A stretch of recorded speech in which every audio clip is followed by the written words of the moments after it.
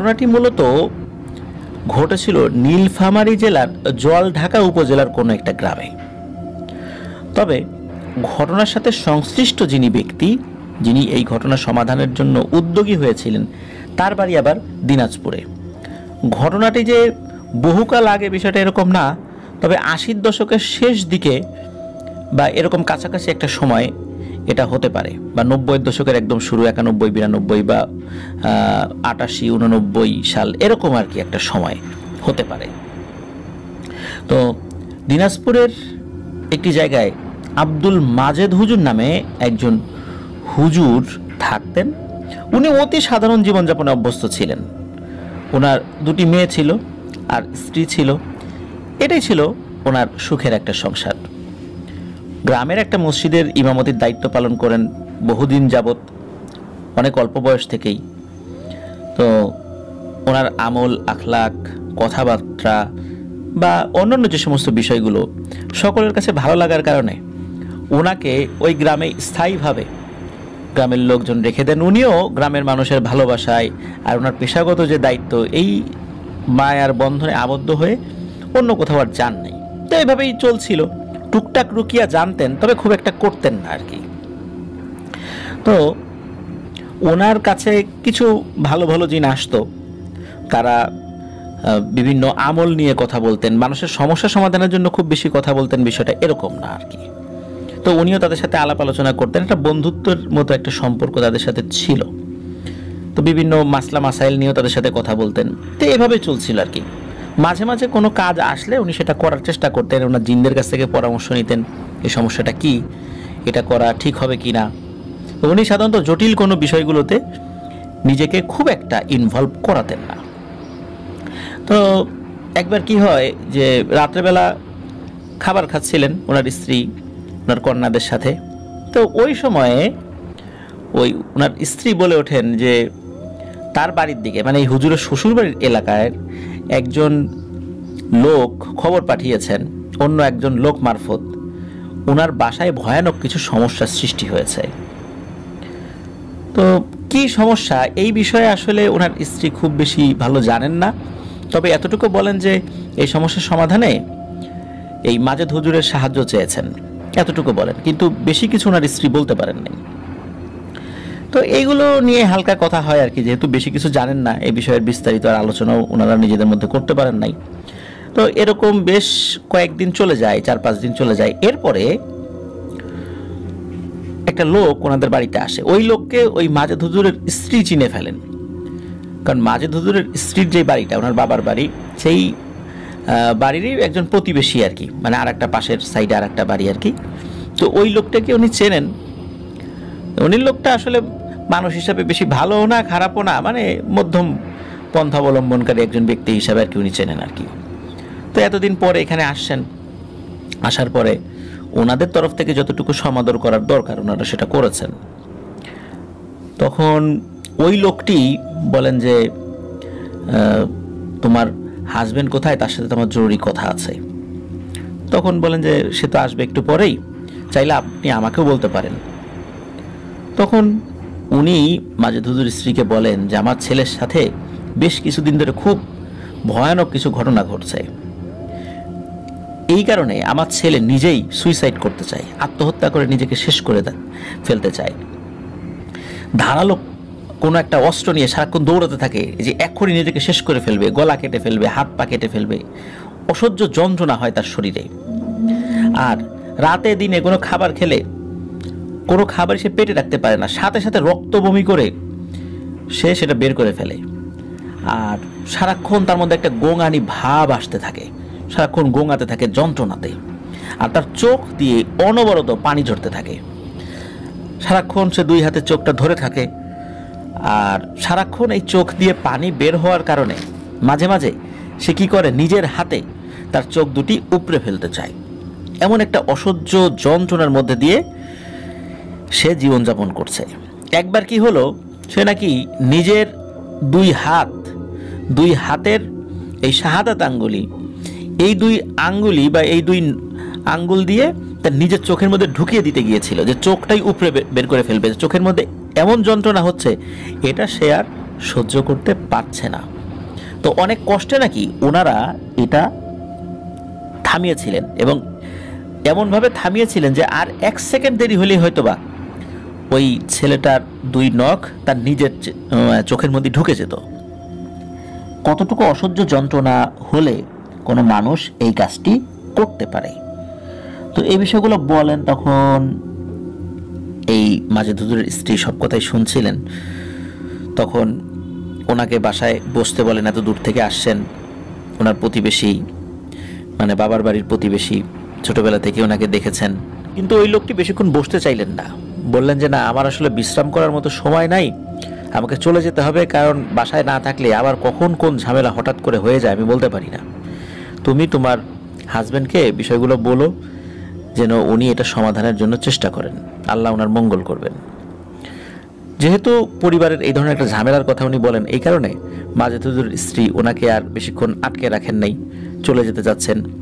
তো ওই সময় তো আজকের মতো এত যোগাযোগ ব্যবস্থার উন্নতি হয় নাই, বেশ কষ্ট করে আসা যাওয়া, বাস ছিল ঠিক আছে, কিন্তু এত সুন্দর রাস্তাঘাট তো ছিল না, বেশ কষ্ট করে যেতে হতো ওই সময়, দিনাজপুর থেকে নীলফামারী যাবে। তো যাই হোক, উনি চলে যান। তো ওই দিন আবার হুজুর কোনো কারণে বাসায় আসেন অনেক দেরি করে, একবারে এশার নামাজ পড়িয়ে উনি এসেছিলেন। তো রাত্রে খাবার শেষ করে হুজুর ঘুমানোর প্রস্তুতি নিলেন। তার কাছে মনে হলো তার পুরো শরীরটা অনেক দুর্বল হয়ে গেছে, সারাদিন পরিশ্রম করেছেন, অন্যান্য কাজে, মসজিদের কাজে কয়েকটা জায়গায় গিয়েছিলেন আর কি, এই কারণেই উনি চিন্তা করেছেন যে শরীরটা বেশি দুর্বল হয়ে গেছে। তো ওনার স্ত্রী যে ওনাকে কিছু বলবেন, তো এই বলার আগেই আসলে উনি ঘুমিয়ে যান। তখন তবে হালকা কিছু আসলে উনি মানে কথা বলতে বলতে তো ঘুমিয়ে গিয়েছিলেন, কিছুটা কথা ওনার কানের মধ্যে গিয়েছিল আর কি, এরপরে উনি ঘুমিয়ে যান। তো হুজুর স্ত্রী দেখেন যে হুজুর সাধারণত এত মানে দ্রুত ঘুমিয়ে যান না, কিন্তু ওই রাত্রে উনি খুব দ্রুত ঘুমিয়ে গেলেন, মানে শোয়ার সাথে সাথে ঘুমিয়ে গেলেন। আর উনি কিন্তু নাক ডাকেন না, কিন্তু এত বেশি মাত্রায় নাক ডাকা শুরু করলেন। তো অদ্ভুত ব্যাপার যে এত বছরের সংসার জীবনে কখনো ঘুমের ঘরে তাকে নাক ডাকতে শোনেন নাই, আর এরকম বেহুশের মতো ঘুমাতেও দেখেন নাই। তো উনি ঘুমাচ্ছেন, হয়তো উনি ভেবেছেন যে অনেক পরিশ্রম করেছেন আর কি, এই জন্য এরকমটা হয়েছে। তো উনি ভোরবেলা ফজরের নামাজ পড়ানোর জন্য ওঠেন যথারীতি, সেখানে আর কোনো সমস্যা হয় নাই, টাইমলি উনি উঠে গেছেন আর কি। তো ঘুম থেকে ওঠার পর উনি নামাজ পড়িয়ে বাসায় আসেন। বাসায় আসার পর ওনার স্ত্রীকে অদ্ভুত একটা কথা বলেন। তো আবার স্ত্রীও একটা কথা বলেন, যেটা উভয়ই শুনে বেশ অবাক হয়ে যান। স্ত্রী বলেন যে আপনি রাত্রেবেলা এভাবে ঘুমালেন, সারা রাত্রে একবারও জাগলেন না, সাধারণত রাত্রেবেলা তো একবার হলেও জাগেন, আপনাকে একটা জরুরি কথা বললাম, সেইটা শুনতে শুনতে ঘুমিয়ে গেলেন।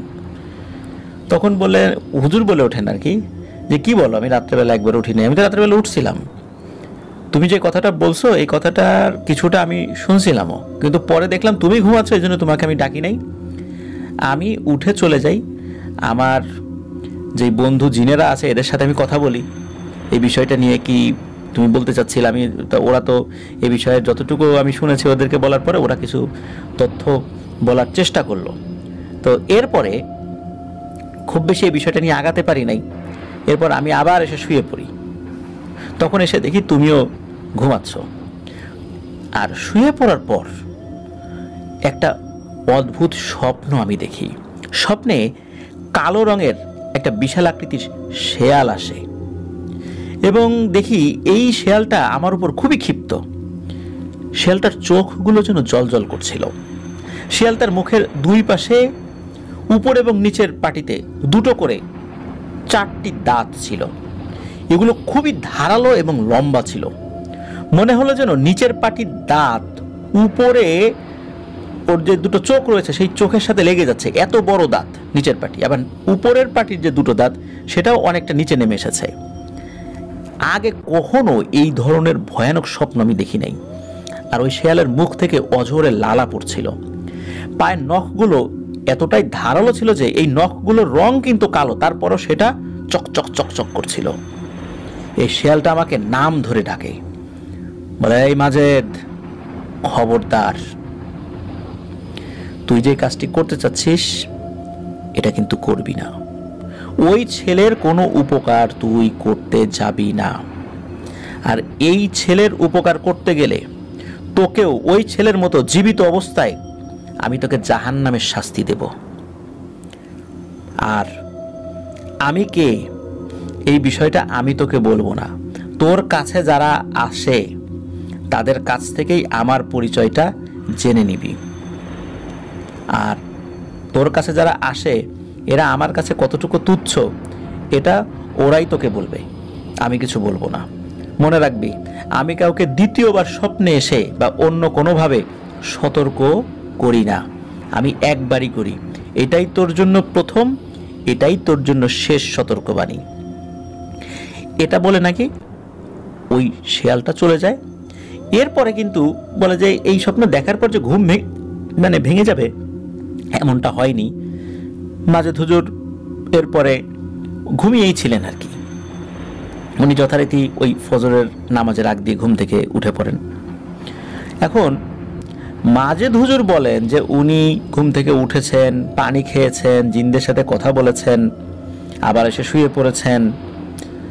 অথচ তার স্ত্রী বলছেন যে সারা রাত উনি নাক ডাকানোর শব্দে ঘুমাতেই পারেননি। অথচ মাজেদ হুজুর বলছেন যে উনি জিনদের সাথে কথা বলে এসে দেখেন যে ওনার স্ত্রী ঘুমাচ্ছে, এমনকি উনি যখন উঠেছেন তখন ওনার স্ত্রী ঘুমাচ্ছেন। এই বিষয়টা খুবই একটা রহস্যজনক ব্যাপার হয়ে রয়ে যায়। এখন ব্যাপারটা হলো যে ওই স্বপ্নটা দেখেছিলেন তো পরে, জিনদের সাথে কথা বলে আসার পরে। জিনরা তো ওই সময় ভালো কিছু আসলে কিছু বলতে পারে নাই। পরের দিন যখন হুজুর তার বন্ধু জিনদেরকে ডাকেন যে উনি এরকম একটা স্বপ্ন দেখেছেন আর তোমরাও কতটুকু তথ্য নিয়েছো যতটুকু বলতে পেরেছিলাম, তখন জিনেরা যেই কথা বলে তা শুনে মাজেদ হুজুর তো অবাক হনই, ওই জিনগুলো খুব ভয় পেতে থাকে যে তার সম্পর্কে তথ্য দিতে গিয়ে। ওরা জানায় যে এই যে জিনটা, এই জিনটা সাধারণ কোনো জিন নয়। হ্যাঁ, তার বয়স অনেক, কিন্তু অনেক বয়স্ক বহু জিন রয়েছে, অনেক শক্তিশালী জিনও রয়েছে, কিন্তু এই জিনটা এরকম যে এর নাম শুনলেই বহু শক্তিশালী তন্ত্রবিদ্যায় পারদর্শী অনেক জিনেরাই নাম শুনেই তার বশ্যতা স্বীকার করে নেয়, তার কাছেও যেতে হয় না বা তারও কাছে আসতে হয় না। এমন ভয়ানক এই জিনটা। এই ইফরিত সম্প্রদায়ের একটা জিন। আর এই জিনটি সুলাইমান আলাইহিসসালামের যুগের জিন বা তারও আগের জিন। সুলাইমান আলাইহিসসালামের সময় বিভিন্ন যে জাদুবিদ্যাগুলো ছিল, যে জিনেরা শক্তিশালী জিনেরা জাদুবিদ্যায় পারদর্শী ছিলেন, এই জিনটা তাদের সর্দারদের মধ্যে একজন। তাহলে বোঝাই যাচ্ছে সে কতটা শক্তিশালী। এবং সবচাইতে ভয়ানক ব্যাপার হচ্ছে যে পবিত্র কোরআনের এই রুকিয়া সংক্রান্ত যে আয়াতগুলো রয়েছে, যেগুলো দিয়ে সাধারণত প্রায় সব রাকিরাই বা হুজুররাই ট্রিটমেন্ট করে থাকেন, এই আয়াতগুলো নাকি যদি তার সামনে পড়া যায় তার উপর কোনো প্রভাব বিস্তার করে না। হুজুর এটা শুনে অবাক হন যে কি বলো তোমরা, পবিত্র কোরআনের আয়াত, বিশেষ করে রুকিয়া সংক্রান্ত আয়াত তার উপর প্রভাব বিস্তার করে না? তখন ওই জিনেরা বলেন হ্যাঁ করে, তবে পবিত্র কোরআনের 2 থেকে 3টা আয়াত আছে। এই আয়াতগুলো এই রুকিয়া সংক্রান্ত আয়াত না, শুধু ওই আয়াতগুলোই তার উপর প্রভাব বিস্তার করে, এছাড়া তার উপর অন্য কোনো আয়াত প্রভাব বিস্তার করে না। কিন্তু ওই আয়াত যে কোনগুলো এইটা আমরা জানি না, এবং আমরা কেন আমাদের আরও পূর্বপুরুষরা জানার চেষ্টা করেছে, কিন্তু আসলে কোনটা পড়লে তার উপর প্রভাব বিস্তার করে এইটা জানা যায়নি। কারণ হচ্ছে যে কোনটা পড়লে প্রভাব বিস্তার করবে এটা তো পরীক্ষা নিরীক্ষা করে দেখার প্রয়োজন।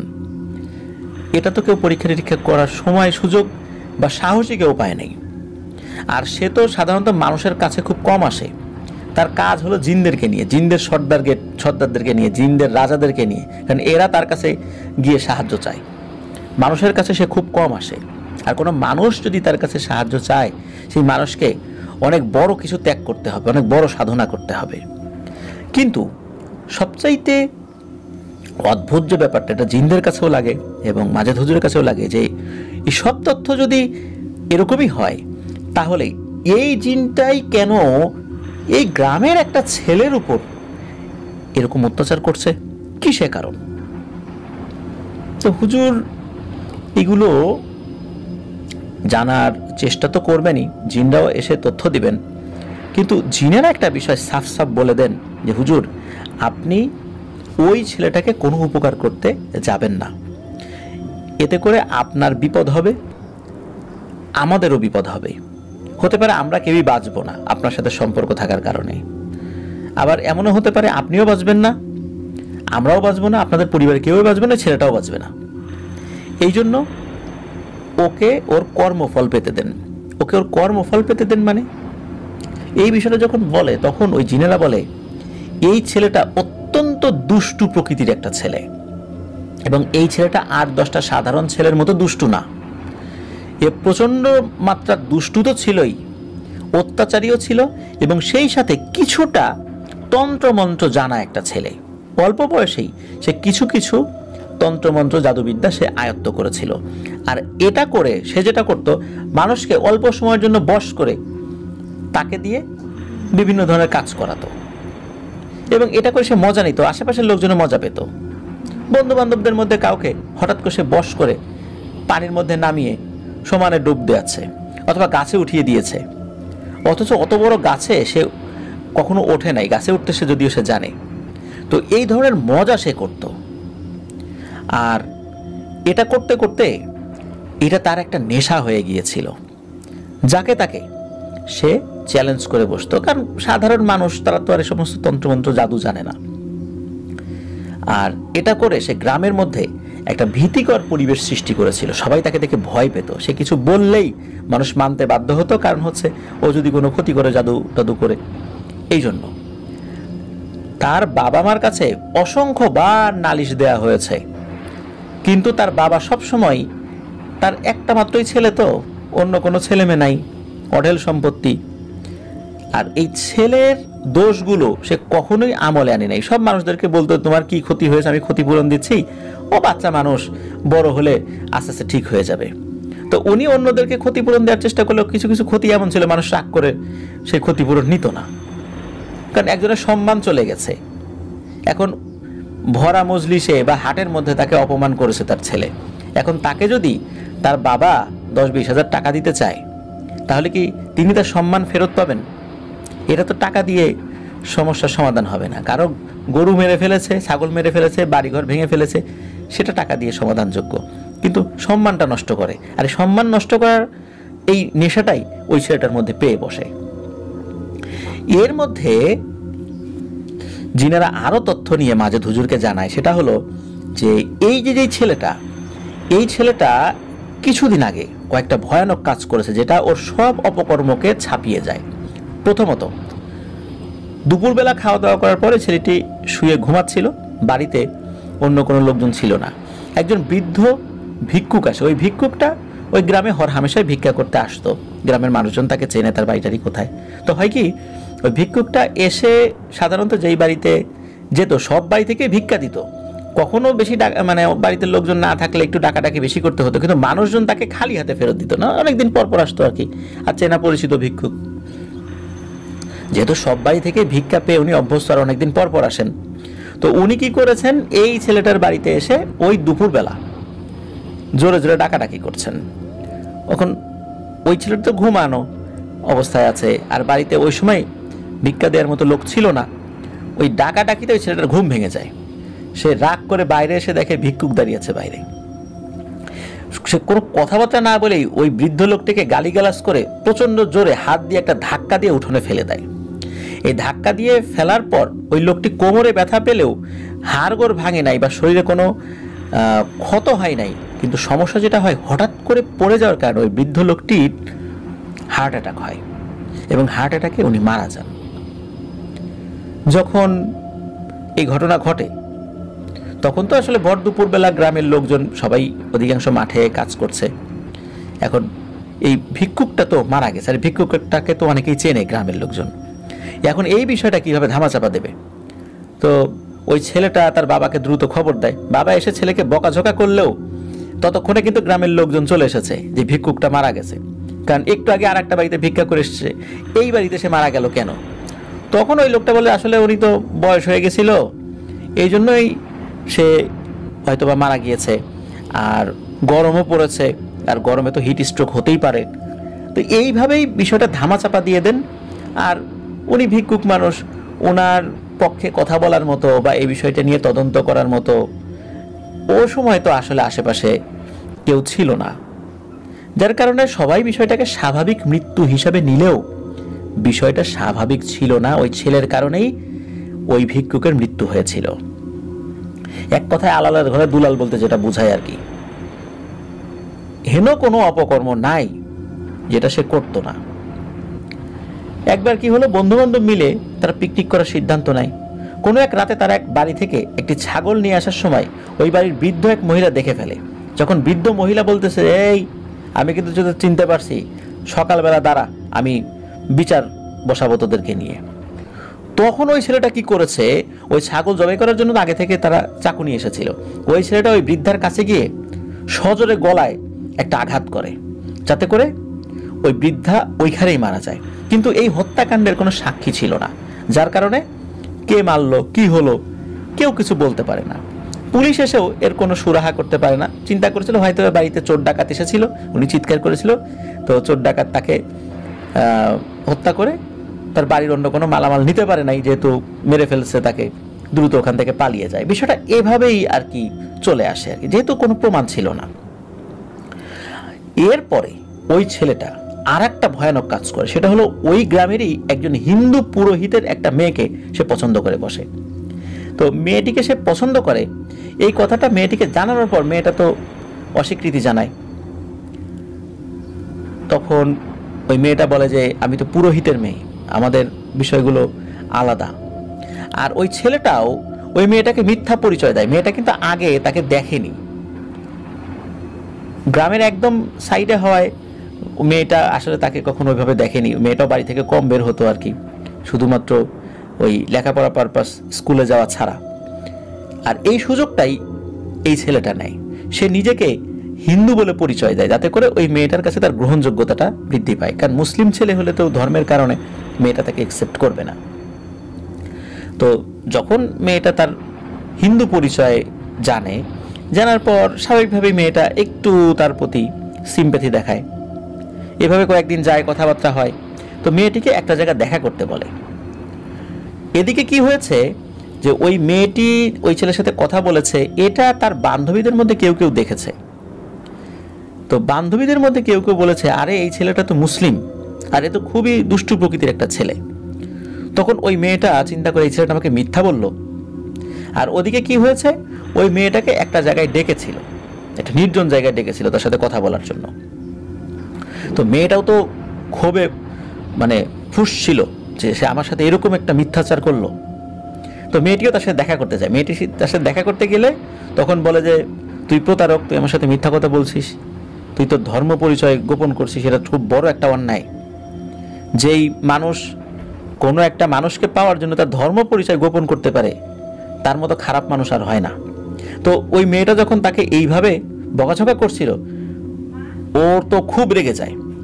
আর রাগে সে কি করেছে, ওই মেয়েটিকে গলা টিপে ওইখানে হত্যা করেছে। এখন রাগের মাথায় হত্যা করে ফেলেছে, এখন লাশটাকে তো ধামাচাপা দিতে হবে। তখন কি হয়েছে, সে বন্ধু বান্ধবদের খবর দেয়, বস্তায় করে কোনো একটা ডোবার মধ্যে ওই মেয়েটার লাশটা রেখে দেয়। আর একটা ব্যাপার ওর জানা ছিল, এইটা অত্যন্ত ভয়ানক একটা ব্যাপার, সেটা হলো ও এমন কিছু কাজ করত, সামনে থাকা মানুষজনও নাকি সেই বিষয়টা সহজে দেখতে পেত না। মানে উপস্থিত কোনো একটা জিনিস গোপন করার যে একটা জাদুবিদ্যা, এটা সে আয়ত্ত করেছিল। অথচ তার বয়স কম, সে কার কাছ থেকে কিভাবে কি করেছে এইটা খুব বেশি জানা যায় নাই। তো এখন ও যে অপকর্মগুলো করে এর অধিকাংশরই কোনো সাক্ষী পাওয়া যায় না তার এই জাদুবিদ্যা প্রয়োগের কারণে। এদিকে ওই মেয়েটির পুরোহিত বাবা পুরো এলাকা তন্ন তন্ন করে খোঁজে, তার মেয়েকে খুঁজে পায় না। তার বান্ধবীদের কাছে খবর নেয়, বান্ধবীরা তো জানে না সে আসলে কোথায় গেছে। তো 3 দিন পর, এই 3 দিনের মাথায় কোনো একটা নর্দমা থেকে বস্তায় ভেসে ওঠা একটা লাশ আবিষ্কার করে এলাকাবাসীরা। তো ওই লাশ যখন ভেসে ওঠে তখন এলাকায় হইচই পড়ে যায়, এবং ওটা যে একটা নারীর লাশ এটা তো বোঝা যায়। এদিকে পুরোহিত যখন শোনে একটা মেয়ের লাশ পাওয়া গেছে, সে ওটার কাছে গিয়ে সে শনাক্ত করে তার পোশাক দেখে, কারণ 3 দিনে কিন্তু এই পানির মধ্যে ডুবে থাকার কারণে শরীরের চেহারা বা অনেক কিছু বিকৃত হয়ে গেছে আর কি, কিন্তু পোশাক দেখে চিনে ফেলায় যে এটা তো আমার মেয়ের লাশ। প্রচণ্ড আর্তনাদ করে কান্নাকাটি করতে থাকে, কারণ ওই পুরোহিতের স্ত্রী মারা গিয়েছিল, একটা মাত্রই মেয়ে ছিল। এই মেয়েটাকে সে বড় করার জন্য সে পরবর্তীতে তার বিয়েও করে নাই, অথচ তার এই মেয়েটাকে এইভাবে নির্মমভাবে হত্যা করা হয়েছে, এটা উনি কোনোভাবেই মেনে নিতে পারছিলেন না, এবং কোনো বাবাই এটা মেনে নেওয়া বা মেনে নেবেন না, এটা কারো পক্ষে মেনে নেওয়া সম্ভব না। উনি অঝরে কান্নাকাটি করতে থাকেন, কে এই কাজটা করলো, অনেকের কাছে জিজ্ঞেস করেন, কিন্তু কেউ এই বিষয়ের কোনো সদুত্তর দিতে পারে না। এদিকে উনি যে কাজটি করেন সেটা হলো, উনি তো পুরোহিত, টুকটাক ওনার ধর্মের জিনদের সাথে যোগাযোগ রাখতেন, বা মন্দিরে যে জিনরা আসতো, মন্দিরের পাহারাদার যে জিনরা ছিল, মাঝে মাঝে তাদের সাথে রাতের বেলা কখনো কখনো দেখা হতো, তবে ওই রকম ভাবে কথা হতো না, মানে জিনেরা জিনেদের মতো থাকতো, কালে ভদ্রে দেখা হতো। তো দেখা হলে উনি নমস্কার দিতেন, জিনেরাও নমস্কার দিত, শুধু এতটুকুই। তো ওনার মেয়ের মৃত্যুর পরে এক অমাবস্যা রাত্রে উনি এই মন্দিরে কান্নাকাটি করতে থাকেন যে তোমরা আশেপাশে যারা আসো, তোমরা একটু এসে আমার সাথে দেখা দাও, আজ আমি খুবই অসহায়, কেউ কোনো কিছু বলতে পারে না, কেউ কোনো তথ্য দিতে পারে না, আমার এই আদরের মেয়েটাকে কে মারলো, এতদিন আমি এখানে পুরোহিতের দায়িত্ব পালন করছি, তোমরাও মন্দির পাহারা দাও, কখনো কখনো তোমাদের সাথে দেখা হয়, আজকে আমার সাথে তোমাদের মানে চেহারা যেটা সশরীরে এসে আমার সাথে দেখা দাও, আমাকে বলো। ওই অবস্থাতে বেশ কয়েকটা জিন নাকি সশরীরে ওই পুরোহিতের সামনে এসেছিল, এবং এসে সব কথা খুলে বলে যে কি কি হয়েছে। কিন্তু ও এমন একটা জাদু জানতো যার ফলে উপস্থিত আশেপাশের মানুষ এবং জিন হঠাৎ করে কোনো কিছু দেখতো না, আর মন্দিরে থাকা জিনেরা ওরা মন্দিরের বাইরে বের হয় না, যার কারণে ওই মেয়ে কোথায় গেছে না গেছে তার পাহারা দেওয়ার দায়িত্ব তাদের ছিল না, যার কারণে তারা পরবর্তীতে এটা তথ্য নিয়েছে যে এইটা হয়েছে, এবং এই তথ্য নেয়ার জন্য তাদেরকে বেশ বেগ পেতে হয়েছে, কারণ কেউ যদি কোনো কিছু না দেখে বলতে তো পারে না। যাই হোক, এই পুরোহিত নাকি তখন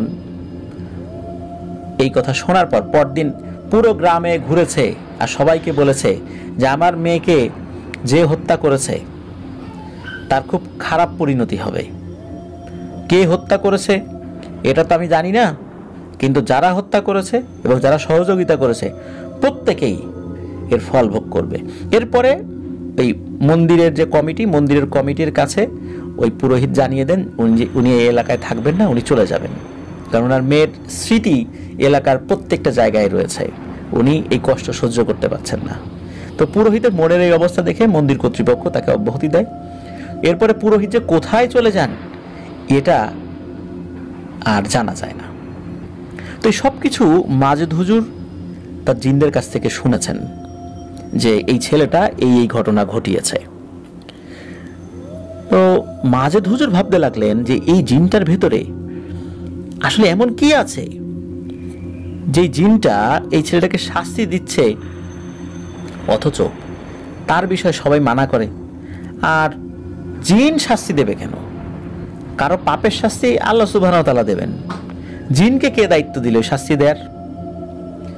তো মাজেদ হুজুরের কাছে থাকা ওই জিনগুলো কিন্তু শক্তিশালী, কিন্তু এই জিনের কথা শুনতেই এই জিনগুলো এত ভয় পাচ্ছে কেন? এর পিছনে রহস্যটা কি? আর কি এমন রহস্য যে কোরআনের রুকিয়া সংক্রান্ত আয়াতেও তাকে ধরাশায়ী করা যাবে না? উনি খুব চিন্তিত হয়ে পড়েন। মাজেদ হুজুর রাতে তাহাজ্জুদের নামাজ শেষ করে মসজিদে একা একা বসেন, আবারও তার সকল জিনদেরকে ডাকলেন। এবারও জিনগুলো তাকে আবারও সতর্ক করলেন যে কাল সকালে আপনার বাসায় একজন লোক আসতে পারে, আপনি তাকে সরাসরি না করে দিবেন, কোনো ইনিয়ে বিনিয়ে না করবেন, একদম সরাসরি না, আপনি তার কোনো উপকার করতে পারবেন না। আর যদি আপনি উপকার করতে চান আপনি একা যাবেন, আপনি আমাদেরকে আপনার পাশে পাবেন না, কারণ আমরা আমাদের প্রাণটাকে বিপন্ন করব ভালো মানুষের জন্য, কোনো খারাপ মানুষের জন্য আমরা আমাদের প্রাণকে কেন বিপন্ন করব? মাজেদ হুজুর কিছুক্ষণ চুপ করে রইলেন, উনি তার জিনদেরকে পাল্টা প্রশ্ন করলেন যে মানুষকে শাস্তি দেওয়ার অধিকার কি জিনদের আছে? তখন সেই জিনরা বলে যে না, এই অধিকার নাই।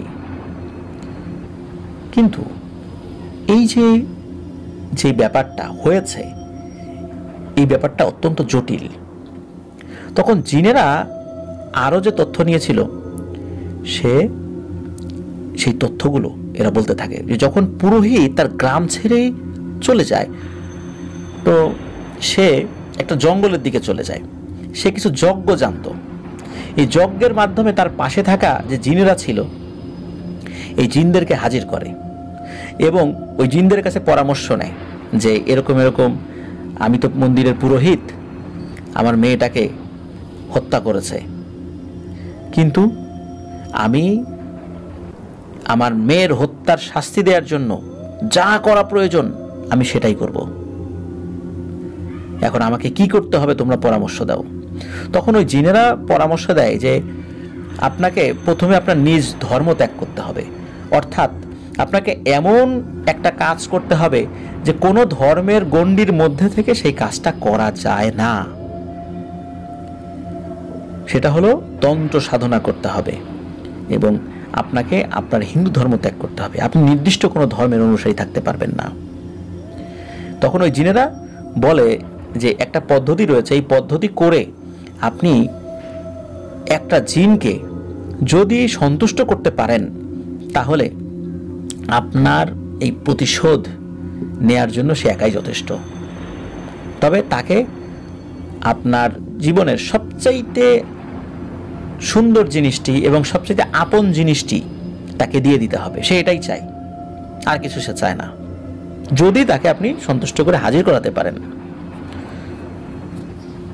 এরপর ওই পুরোহিত সেটাই করেন। চিন্তা করেন যে আমার স্ত্রী মারা গেছেন, আমার আদরের মেয়েটাকেও মেরে ফেলেছে, তো আমার আর জীবনের কি আছে, আমি আর কয়দিন বাঁচব?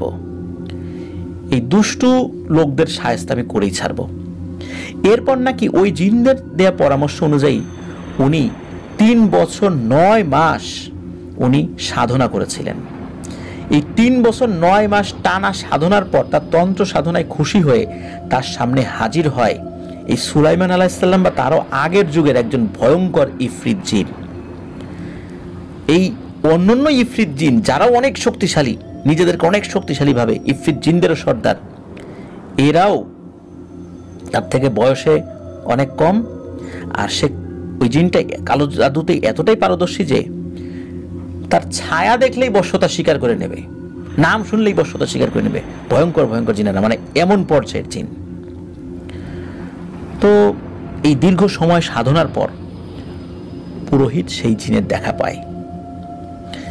তো পুরোহিত সেই জিনটাকে বলে যে আমি আমার সবচেয়ে প্রিয় জিনিসটাও তোমাকে উৎসর্গ করে দিব, কিন্তু তুমি কি চাও বলো।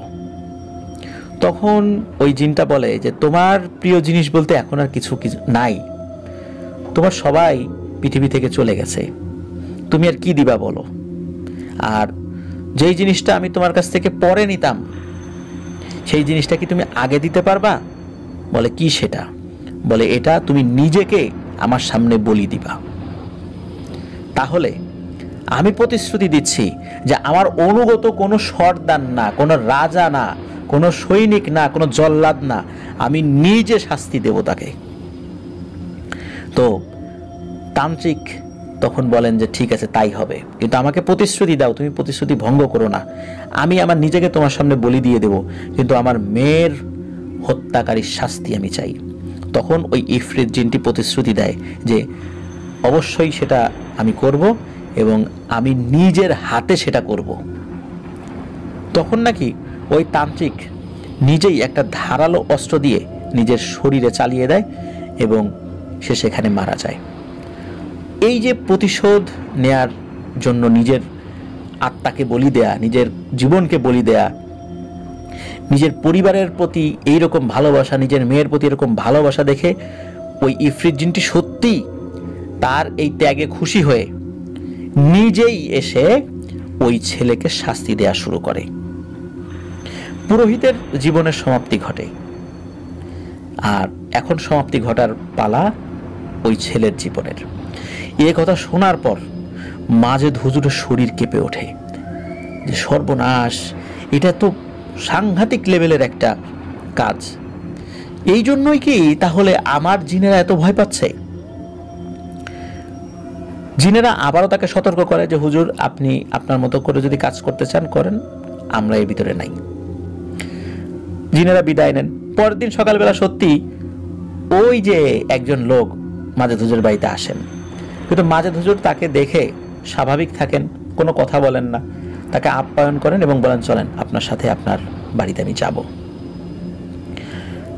সত্যি নীলফামারীর ওই জলঢাকা উপজেলার ওই গ্রামে মাজেদ হুজুর যান। ছেলেটির বাসায় গিয়ে মাজেদ হুজুর যা দেখেন তাতে তার ভয়ে আত্মা কেঁপে ওঠে। উনি দেখেন যে ছেলেটি রুমে শুয়ে আছে, তার শরীরে অসংখ্য কাটা ছেঁড়া দাগ, এমনকি তার বাম পাশের গালটাতেও একটি কাটা দাগ। ছেলেটা তার দিকে তাকিয়ে বিশ্রীভাবে হেসে দেয়। ছেলেটা তার শরীরে কোনো জামা কাপড়ই রাখতো না। মুহূর্তের মধ্যে হুজুর ওই রুম থেকে বের হয়ে আসেন। ছেলেটির বাবা যখন জানতে চাইলেন যে এসব কি কারণে হচ্ছে, তখন হুজুর ক্ষিপ্ত হয়ে ওই ছেলেটির বাবাকে বলতে থাকেন যে আপনার ছেলের দোষ যা, আপনার দোষও কিন্তু অনেকটা তাই। আপনি কেন আপনার ছেলের অপকর্মের বিচার করেন নাই, কোনোদিন গুরুত্ব দেন নাই, একটা মাত্র ছেলে দেখে? এই জন্য এই সবই হচ্ছে আপনার আপনার ছেলের অপকর্মের ফল। আমি জানি না আপনার ছেলেকে বাঁচাতে পারবো কিনা, আল্লাহ ভালো জানেন, আমি আমার জায়গা থেকে চেষ্টা করে দেখতে পারি। এই বলে হুজুর উনি রুকিয়া করার সিদ্ধান্ত নেন এবং উনি ওনার মতো করে দোয়া কালাম পড়তে থাকেন। এর মধ্যে কি হয়, ওই ছেলেটি লাফ দিয়ে হুজুরের কাছে চলে আসেন। ঘরের দরজা খোলা ছিল, হুজুরের কাছে এসে হুজুরকে এলোমেলো চড় থাপ্পড় দেওয়া শুরু করে এবং শুধু তাই না, হুজুরকে তুলে নিয়ে দুটা আছাড়ও মারে। মাজেদ হুজুরের অবস্থা তো খারাপ হয়ে যায়, কারণ উনি তো মধ্যবয়স্ক একজন মানুষ, এরকম হঠাৎ করে এই বিপদে পড়ে ওনার শরীরের বিভিন্ন জায়গায় মারাত্মকভাবে উনি আঘাতপ্রাপ্ত হন। উনি ওই ছেলের বাবাকে বলেন যে দ্রুত আমাকে বাসায় পাঠানোর ব্যবস্থা করেন, আমি দেখি পরবর্তী পদক্ষেপগুলো কিভাবে নেওয়া যায়। তো ওনাকে বাসায় পাঠানোর ব্যবস্থা করা, উনি বাসায় আসেন। বাসায় এসে বেশ কয়েকদিন উনি অসুস্থ থাকেন। এই অসুস্থতার ভেতরে স্বপ্নের মধ্যে ওই যে সেই ইফরিত জিনটি হুজুরের কাছে আসে স্বপ্নের মধ্যে এবং বলতে শুরু করে, ওই ছেলের শাস্তি আমি ওকে দিচ্ছি, ওর অপরাধের কারণে তোকে আমি এর মাঝে আসতে বারণ করেছিলাম, তোর জিনেরাও তোকে নিষেধ করেছিল। আমি এই প্রথমবারের মতো দ্বিতীয়বার কোনো ব্যক্তির কাছে এসে মানা করে গেলাম, কারণ তুই ভালো মানুষ, তুই মানুষের উপকার করতে চাস, আর তোর মতো মানুষকে মারা আমার স্বভাবের মধ্যে নাই। আমি আরো শক্তিশালী মানুষদেরকে মারি, কিন্তু তুই ভালো আছিস, বাচ্চা কাচ্চা নিয়ে ভালো থাক, আমার রাগ যেন তোর উপরে না পড়ে। সুতরাং আবারও বলছি, এই ছেলের বিষয়ে তুই আর আসবি না। আমি প্রতিশ্রুতি দিয়েছি এই ছেলেকে আমি মারবই। সুতরাং একমাত্র সর্বশক্তিমান সৃষ্টিকর্তা ছাড়া এই কাজে কেউ আমাকে বাধা দিতে পারবে না। তো স্বপ্নের মধ্যে মাজেদ হুজুর বলে ওঠে, এই বেটা তুই কে ওকে শাস্তি দেয়ার? ওকে শাস্তি যদি দেয়ার থাকে আল্লাহ দেবে, তুই কে? তুই শাস্তি দেয়ার কে? তখন ওই ইফরিত জিনটা বলে, আমি পুরোহিতের কাছে প্রতিজ্ঞাবদ্ধ যে আমি নিজের হাতে ওকে শাস্তি দেব, যে এর মধ্যে আসবে তাকে আমি শেষ করে দেব। আর বলছিস যে আল্লাহ শাস্তি দেবেন, আচ্ছা মানলাম তোর কথা, আল্লাহ শাস্তি দেবেন। আল্লাহ যদি সব অপরাধের শাস্তি দেন, তাহলে পৃথিবীতে কোনো আদালত থাকতো না, কোনো বিচারক থাকতো না, কোনো জল্লাদ থাকতো না। যে কোনো অপরাধে সবাই বলতো এটা আল্লাহ শাস্তি দেবেন। তাহলে আল্লাহ কেন আদালত দিলেন, কেন বিচারক দিলেন, কেন জল্লাদ দিলেন, কেন আইন শৃঙ্খলা রক্ষা করার জন্য আলাদা বাহিনী দিলেন পৃথিবীতে? বল, এই প্রশ্নের উত্তর দে। তখন মাজেদ হুজুর কিছু বলতে পারেন না। মাজেদ হুজুর বুঝতে পারেন যে তাই তো, সব অপরাধের শাস্তি যদি আল্লাহই দিবেন, তাহলে সবাই তো যে কোনো অপরাধ করলে আল্লাহর শাস্তি দেবেন। পুলিশের কাছে গিয়ে তারা অভিযোগ দিত না, আদালতে গিয়ে মামলা করতো না, কিছু কিছু অপরাধের শাস্তি দেওয়ার জন্য তো পৃথিবীতে ব্যবস্থা থাকতে হবে, বা আইন শৃঙ্খলা রক্ষা করার জন্যও তো পৃথিবীতে শাস্তির ব্যবস্থা রাখতে হবে, এটা আল্লাহরই একটা বিধান। তো উনি শয়তানের এই যুক্তিটা মেনে নেন, কিন্তু তারপরেও বলেন যে না, তুই একে শাস্তি দিতে পারবি না। যাই হোক, এর সাথে বেশ বাক্য বিনিময় হয়। তো মাজেদ হুজুর স্বপ্নের মধ্যে আরো একটা কিছু বলতে যাবেন, তখন নাকি ঘুমের মধ্যেই মাজেদ হুজুরের বুকে একটা লাথি মেরে সে চলে যায়। আর লাথি খাওয়ার পর হুজুরের বুকে প্রচন্ড ব্যথা অনুভূত হয়। উনি ঘুম থেকে ওঠার পর ওনার বুকে প্রচন্ড ব্যথা ছিল। মাজেদ হুজুর চিন্তা করছেন যে আমি ঘুমাতে যাওয়ার আগে আমি দোয়া দুরুদ পরে ঘুমাই, এরপরেও এই শয়তানটা থেকে আমি বাঁচতে পারছি না, তাহলে বোঝা যায় এটা কতটা শক্তিশালী। এরপরে মাজেদ হুজুর তার জিনদেরকে ডাকেন। ডাকার সাথে সাথে তার সঙ্গী জিনেরা মাজেদ হুজুরকে দোষ দেওয়া শুরু করে যে আমরা আপনাকে বারবার বলছি আপনি ওখানে যাবেন না, কিন্তু কেন আপনি ওই খারাপ ছেলেটার পক্ষে নিয়ে নিজের জীবনকে বিপন্ন করতে চাইছেন আর আমাদেরকেও বিপদে ফেলছেন। তখন হুজুর বলে এই ছেলেটার সেবা আমি করবই, কারণ মানুষকে শাস্তি দেওয়ার দায়িত্ব কোনো জিনকে আল্লাহ দেন নাই। তো যদি আমার জীবন বিপন্ন হয় তারপর আমি এটা করব। এদিকে হুজুরের সাথে যে জিনেরা ছিলেন ওনারা হুজুরের এই কথাগুলো শুনে খুবই অবাক হন। ওনারা কিছুক্ষণ নিজেদের মধ্যে কিছু একটা বলা বলি করেন, যেটা মাজেদ হুজুর বুঝতে পারেন নাই। এরপরে ওই যে জিনেরা এসেছিল তাদের মধ্যে থেকে যিনি বয়সে বড় উনি বলেন যে হুজুর, আপনার এই ভালোবাসায় আমরা সত্যি মুগ্ধ হয়েছি। আপনি ওই খারাপ ছেলেটার জন্য যেভাবে নিজের জীবনকে বিপন্ন করতে চাইছেন একজন মানুষ হয়ে, আপনি আমাদের কাছে শক্তিতে অনেক দুর্বল হতে পারেন, ঈমান এবং আমলে অনেক উঁচু, আল্লাহর কাছে হয়তো আরো বেশি সম্মানিত, কিন্তু আপনি একজন মানুষ হয়ে যেভাবে নিজের জীবনকে বিপন্ন করতে চাইছেন, নিজের পরিবারের কথা চিন্তা করছেন না, তাহলে আমরা কেন আপনার সাথে থাকবো না? আমরাও ইনশাল্লাহ আপনার সাথে থাকবো। যদি আমাদের জীবন চলে যায় তারপরও আমরা থাকব, কারণ হয়তোবা আল্লাহ তাআলা আমাদেরকে শহীদি মর্যাদা দান করবেন যদি এই কাজে গিয়ে আমরা মারাও যাই। সুতরাং আমরা আপনার সাথে আছি, কিন্তু কতটুকু সহযোগিতা করতে পারবো জানি না, আপনি এগিয়ে চলেন। তো জিনদের কাছ থেকে এই ধরনের আশ্বাস পেয়ে মাজেদ হুজুর মানসিকভাবে অনেকটাই প্রশান্তি লাভ করেন। ওই জানেন যে ওরা খুব বেশি উপকার ওখানে করতে পারবে না, কিন্তু তারপরেও যে জিনেরা সাহায্য সহযোগিতা করতে চেয়েছে এটাই তার কাছে অনেক বেশি।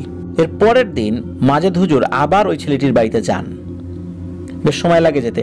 তো ওই বাড়ির আঙিনায় পা রাখতেই মাজেদ হুজুরের নাম ধরে ওই শয়তানটা ওই ছেলের কণ্ঠে বলে ওঠে ওর ভেতর থেকেই, এই মাজেদ, তোর তো অনেক তেজ, তুই আবার আসছিস?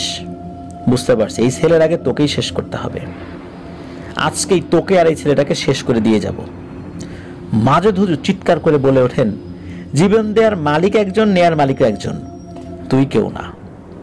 এই কথা বলেই হুজুর সবাইকে বললেন যে আপনারা ঘর থেকে বের হয়ে যান, কোনো মতেই ফজরের আগে এই ঘরে কেউ আসবেন না, এর ভিতরে এখানে যা কিছু হয়ে যাক আসবেন না। ফজরের পরে যদি এসে দেখেন আমি মারা গেছি তো আমাকে কবর দিবেন, যদি আমি জীবিত থেকে আপনার ছেলে মারা যায় তাকে কবর দিবেন, দুজনেই যদি মারা যায় দুজনকেই আপনার বাড়ির এখানেই কবর দিবেন, আমাদের লাশ অন্য জায়গায় নিয়ে যাওয়ার দরকার নেই, বাড়ির থেকে চিরবিদায় নিয়েই এখানে আসছি। তো হুজুর ঘরের মাঝখানে বসে তার মতো করে দোয়া দুরুদ পড়তে থাকেন। ছেলেটি বিছানার উপর বসে বসে হাসতে থাকে আর জোরে জোরে চিৎকার করে বলতে থাকে, ওরে মাজেদ রে, এসবে আমার কিছুই হয় না, আমাকে এসব রুকিয়া করে কিছু করতে পারবি না, তোর মতো প্রজন্মের পর প্রজন্ম জিন আমার চোখের সামনে শেষ হয়ে গেছে, মানুষ না, জিনদের প্রজন্ম শেষ হতে অনেক দেরি হয়, তারা আমার কেউ কিছু করতে পারেনি, আমাকে কেউ ডাকতেও পারে না, আমাকে ডাকার জন্য 1000 বছরের সাধনা করে জিনেরা, আর তুই আমাকে আসছিস তাড়িয়ে দে, আমি দেখব তুই আমাকে তাড়াতে পারিস নাকি আমি তোকে মারতে পারি, আজ তোর দৌড় কতটুকু আমি দেখব, আর তুইও দেখবি আমার দৌড় কতটুকু। এভাবে সে অদ্ভুতভাবে হাসতে শুরু করে ওই ছেলের শরীরের ভিতরে ঢুকেই। এখন মাজেদ হুজুর তো উনি ওনার মতো করে কোরআন তেলাওয়াত করা শুরু করেছেন, উনি কোরআনে হাফেজ ছিলেন, এখন ব্যাপারটা হলো যে রুকিয়া সংক্রান্ত স্বাভাবিক যে আয়াতগুলো, এই আয়াতগুলো পড়লে তো তার উপর কাজ করে না। তো এখন মাজেদ হুজুর চিন্তা করেছেন যে শুরু থেকে উনি কোরআন তেলাওয়াত করা শুরু করবেন, দেখবেন কোন আয়াতের প্রভাবে তার ভিতরে পরিবর্তন আসে। উনি সূরা ফাতিহা থেকে শুরু করে নিয়ে সূরা বাকারা থেকে তেলাওয়াত পরবর্তীতে শুরু করেন, একটানা পড়েই যাচ্ছেন এবং খেয়াল রাখছেন ছেলেটার উপর প্রভাবটা কোন আয়াত পড়ার সময় হয়।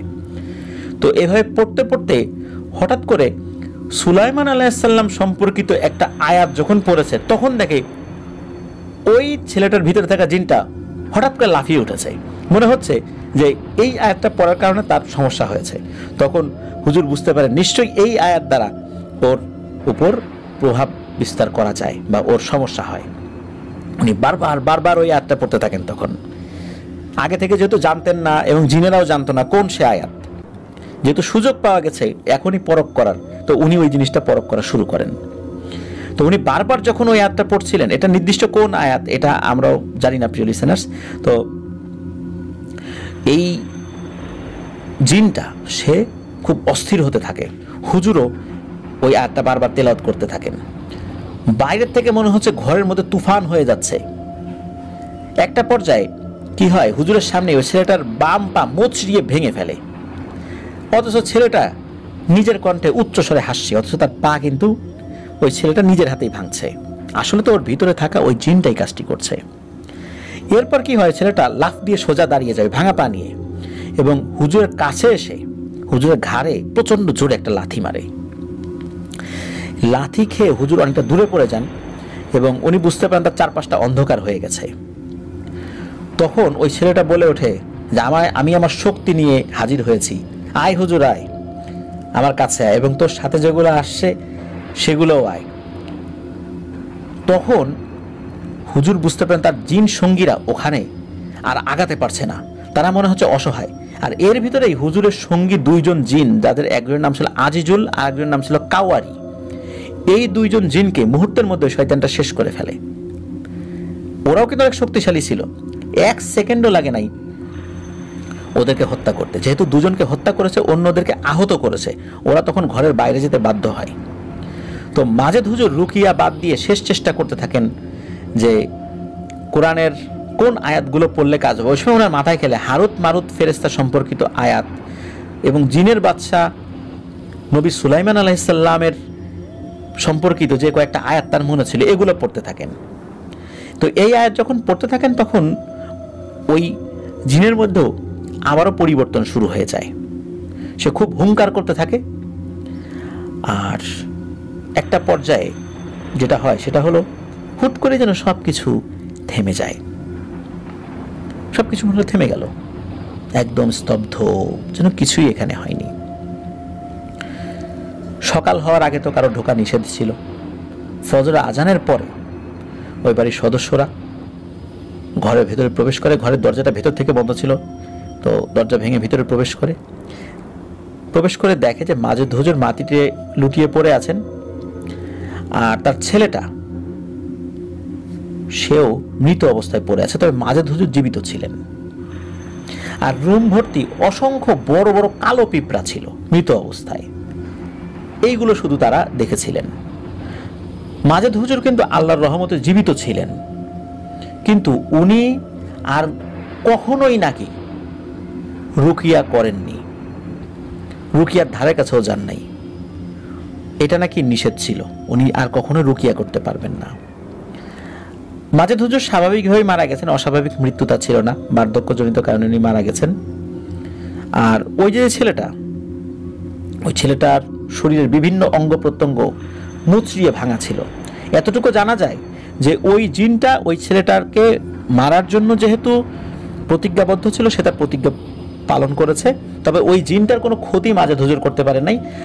সাময়িক সময়ের জন্য অস্থিরতা সৃষ্টি করতে পেরেছিলেন তার মধ্যে, এবং ওই জিনটাও মাজেদ হুজুরের বন্ধু এবং সঙ্গী দুইজন জিনকে শহীদ করে, এবং তারপর সে তার মিশন কমপ্লিট করে চলে যায়। সে আরও কিছু করত, কিন্তু সে সেটা করেনি, সে ওখান থেকে চলে যায়। প্রিয় লিসেনার্স, ঘটনাটি আমার কাছে অন্যরকম লেগেছে এই কারণে, স্বাভাবিকভাবে রুকিয়ার যে আয়াতগুলো আছে, এই আয়াতগুলো যে কোনো জিনের উপরই কাজ করে, যে কোনো জাদুর উপর কাজ করে। কিন্তু এমন জিন যে কোরআনের নির্দিষ্ট কয়েকটা আয়াত ছাড়া অন্য কোনো আয়াত দ্বারা সে প্রভাবিত হয় না। তাহলে সে কোন পর্যায়ের জিন হতে পারে একবার ভাবুন। এবং ও কিন্তু ওর মিশন কমপ্লিট করেছে। অন্যান্য ঘটনা আমরা দেখি ওই জিনটা শেষ হয়ে যায়, মারা যায়, কিন্তু ওই জিনটা হয়তোবা আজও জীবিত আছে। কিন্তু ওই জিনটা কারোর উপর আসর করতে আসে না, সে তার সাম্রাজ্য নিয়ে থাকে। প্রিয় লিসেনার্স, এরকম জিন হয়তোবা আরও অনেক আছে যারা অত্যন্ত শক্তিশালী। তাদেরকে এভাবে নিজের সবচাইতে প্রিয় জিনিসটি বলি দেওয়ার মাধ্যম দিয়ে তাদেরকে সন্তুষ্ট করতে হয়। অনেকেই কিন্তু নিজের জীবনকে শয়তানের কাছে বিক্রি করে দেন। একটা সময় এই দুষ্টু জিনেরা তাদেরকে মেরে ফেলবে, কিন্তু মৃত্যুর আগে তাদের অনেক চাওয়া পাওয়া জিনেরা পূরণ করে থাকে। কিন্তু যখন চাওয়া পাওয়ার লেভেলটা শেষ দিকে চলে আসে, তখন জিনেদের যে ফাইনাল চাওয়াটা সেটা চেয়ে বসে, আর তখনই সেই ব্যক্তির জীবনের শেষ হয়। প্রিয় লিসেনার্স, ঘটনাটি আপনারা শুনে বেশ কয়েকটা বিষয় চিন্তা করতে পারেন যে ঠিকই তো ছিল, ওই ছেলেটার তো মৃত্যু হওয়াটাই উচিত ছিল, ওটা তো খুবই দুষ্টু, ওর তো এরকমটাই হওয়া উচিত। হ্যাঁ, এই অর্থে আমরা সেটাকে কিছুটা ইতিবাচকভাবে তর্কের খাতিরে মেনে নিলাম। কিন্তু দেখেন, মাজেদ হুজুরের যে ডেডিকেশনটা ছিল, এটাও কিন্তু মারাত্মক লেভেলের ডেডিকেশন, যে একটা ছেলেকে বাঁচাতে হবে। জিনেরা শাস্তি দেওয়ার কেউ না, কারণ ওই ছেলেটা তো জিনকে ক্ষতি করে না, মানুষকে ক্ষতি করেছে। ওর বিচার আচার পৃথিবীর আইন আদালতে যদি হয় হবে, নাহলে আল্লাহ শাস্তি দেবেন। কিন্তু এভাবে তো যদি জিনেরা মানুষকে শাস্তি দিতে থাকে, তাহলে আল্লাহর দেয়া যে বিধিবিধান এটাই তো নষ্ট হয়ে যাবে। এই কারণে মাজেদ হুজুর মূলত এই ছেলেটাকে চিকিৎসা করার দায়িত্ব নিয়েছিলেন, নিজের জীবনকে বিপন্ন করে, এবং তার সাথে থাকা তার ইমানদার জিন বন্ধুরাও এগিয়ে এসে দুইজন শাহাদত বরণ করেছিলেন। তো এইভাবেই অসংখ্য মানুষ যারা রুকিয়ার মাধ্যমে মানুষের উপকারের কাজে নিয়োজিত রয়েছেন, দেখুন তারা কিভাবে মানুষের জীবনকে রক্ষা করার জন্য নিজের জীবনকে বিপন্ন করে ফেলে। এই সমস্ত মানুষদের প্রতি শ্রদ্ধা, ভালোবাসা। প্রিয় লিসেনার্স, অনেকেই রুকিয়া করতে চান বা রাকি হতে চান। আমি সবসময় বলি যে এই কাজটি কোনোভাবেই সহজ না। একজন ভালো ওস্তাদের সান্নিধ্যে থেকে এই জিনিসগুলো শিখতে হয়। উনি যদি অনুমতি দেন তাহলেই এই কাজটি কেউ করতে পারেন, নতুবা স্বাভাবিক যেই দোয়া কালাম পরে শরীর বন্ধ করতে হয়, ফু দিতে হয়, এগুলো কেউ করতে পারেন। কিন্তু জিন ভূত তাড়ানোর জন্য কারোর উপর আসর করেছে, তার উপর রুকিয়া করতে কেউ যাবেন না বই পড়ে। এটা আপনাদের কাছে বিনীতভাবে অনুরোধ রইল। প্রিয় লিসেনার্স, আমার কাছে ওই ইফরিত জিনের একটা কথা ভালো লেগেছে, যে যদি সব অপরাধের বিচার আল্লাহই করবেন, পৃথিবীতে তো আদালতের দরকার থাকতো না, জজ দরকার থাকতো না, জল্লাদের দরকার থাকতো না, পৃথিবীতে আইন শৃঙ্খলা বলে তাহলে কিছু থাকতো না। তো এই কথাটা আমার ভালো লেগেছে, যদিও সে খারাপ জিন, তারপরে কথাটা ভালো লেগেছে। আসলেই চিন্তা করে দেখুন, আমরা কিন্তু অপরাধ ঘটলেই পুলিশের কাছে যাই, 999 কল করি, আদালতে গিয়ে মামলা করি, কিন্তু সব অপরাধ কি আল্লাহ শাস্তি দেবেন এই চিন্তা করে যদি আমরা বসে থাকি, তাহলে পৃথিবীতে আইন শৃঙ্খলা বলে কি কিছুই থাকবে? কিছুই থাকবে না। আল্লাহ তাআলা কিন্তু এই অপরাধের শাস্তি, কোন অপরাধের শাস্তি কি হবে, এটা কিন্তু রাসূল সাল্লাল্লাহু আলাইহি ওয়াসাল্লামের মধ্যে জানিয়ে দিয়েছেন, এবং পরবর্তীতে বিশ্বের বিভিন্ন দেশে কোন অপরাধের শাস্তি কি হবে তারা নিজেদের মতো করে আইন করেছেন। এই জন্য যেই অপরাধের শাস্তি যেভাবে শরীয়ত নির্ধারণ করে রেখেছেন এবং দেশের প্রচলিত আইনে আছে, সেইভাবেই যাওয়া উচিত। কিন্তু এই প্যারানরমাল কাজের জন্য যদি কেউ নিজের জীবনকে বিপন্ন করে ফেলে প্রতিশোধ নেওয়ার জন্য, তার তো ইহকাল পরকাল দুইই গেল। হিন্দু পুরোহিত ওনার মনের কষ্ট থেকে উনি ওনার ধর্ম ত্যাগ করে এই তান্ত্রিক হওয়ার জন্য যে পৃথক আর একটা শয়তানি ধর্ম, সেইটাকে উনি বেছে নিয়েছিলেন মনের কষ্ট থেকে। তো উনি হয়তো ওনার মনের ওই আবেগ, ওই কষ্টটা আমরা ওই জায়গা থেকে অনুধাবন করতে পারবো না। সেই জায়গা থেকে আমরা বলবো যে হ্যাঁ, উনি খারাপ কাজ করেছেন, আর যুক্তির জায়গা থেকেও বলবো উনি খারাপ কাজ করেছেন। কিন্তু প্রিয় লিসেনার্স, আমরা চাই এরকম খারাপ কাজ পৃথিবীর আর কারো যেন করতে না হয়।